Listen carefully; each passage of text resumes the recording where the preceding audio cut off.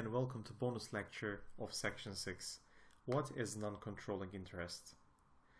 Well, non-controlling interest, also called the minority interest, is the share of ownership in a subsidiary's equity the parent company does not own.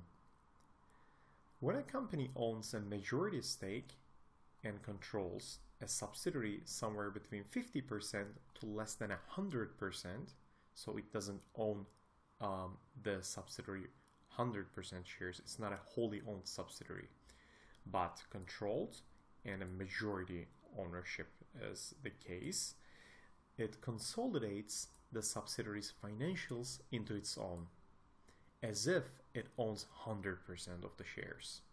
So it's what the accounting principle states. If you control a subsidiary and if you have shares as a parent company, if you have shares over 50% but less than 100%, you consolidate the subsidiary's financials into yours as if you own 100% of the shares. However, in reality, the parent company does not own 100% shares of the subsidiary, meaning that not all of the consolidated figures in its income statement and the balance sheet belong to parent shareholders. In return, what parent does? The parent company books a minority interest in the equity section of its balance sheet and subtracts the income attributable to minorities in its income statement, because the portion of equity and income are not owned by the shareholder of minorities. So it is called non-controlling interest or minority interest as a result of accounting principles of consolidation. So here we have an example just to give you a better illustration of what non-controlling interest is. We have on the left hand side the pre-deal and here the post-deal. So let's say there are two companies, company A and company B. And here you can see the income statement and the balance sheet of company A and the income statement and balance sheet of company B. And we assume that company A decides to acquire company B, 80% shares of company B. So company B becomes a subsidiary of company A. Now let's check the figures quickly. The company has revenues of $1 million, net income of $200,000. So net income attributable to company A's shareholders is $200,000. And in its balance sheet, company A has an equity of $500,000. Company B, on the other hand, has $200,000 of revenues, smaller company, net income of $60,000, which all are attributable to company B's shareholders, $60,000, and its equity is $100,000. Now assume that company A acquired 80% shares of company B. Now we are looking at the post-deal case.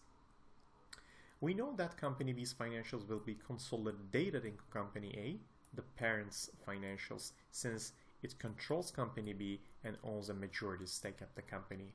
However, it does not own 100% of company B, meaning that some of those consolidated figures actually will belong to someone else.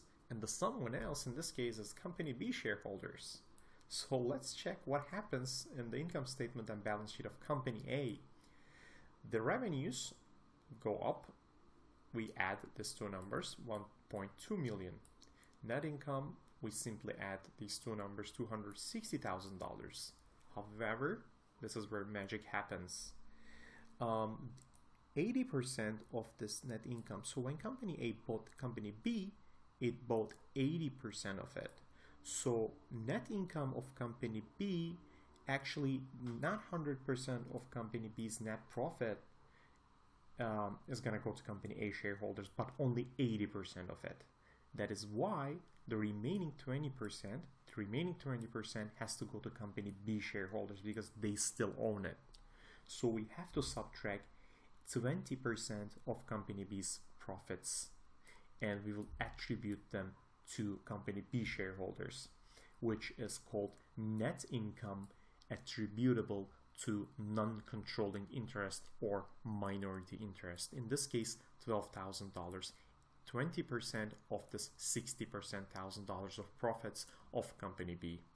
And here, as you can see, So the remaining amount, the $248,000, will be the net income attributable to company A's shareholders. The $200,000 they already had before company B, and 80% of $60,000 of profits of company B. And in the balance sheet section, we have now equity. We simply multiplied 80% with $100,000 equity of company B and added it on the $500,000 of equity of company A, which gave us an equity of company A $580,000.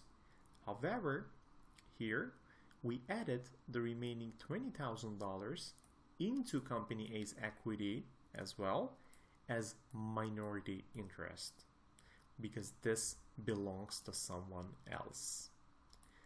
But still, we consolidate these figures as if 100% is owned by company A. But we give information, we show it that we do not own 100% with the net income attributable to minority interests and the minority interest section in the balance sheet. This will be important when it comes to valuation. We will talk about minority interest and non-controlling interest and how it affects a company's enterprise value and equity value in the valuation sections of this course. So that is all about non-controlling interests. I see you guys in section 7, income statement.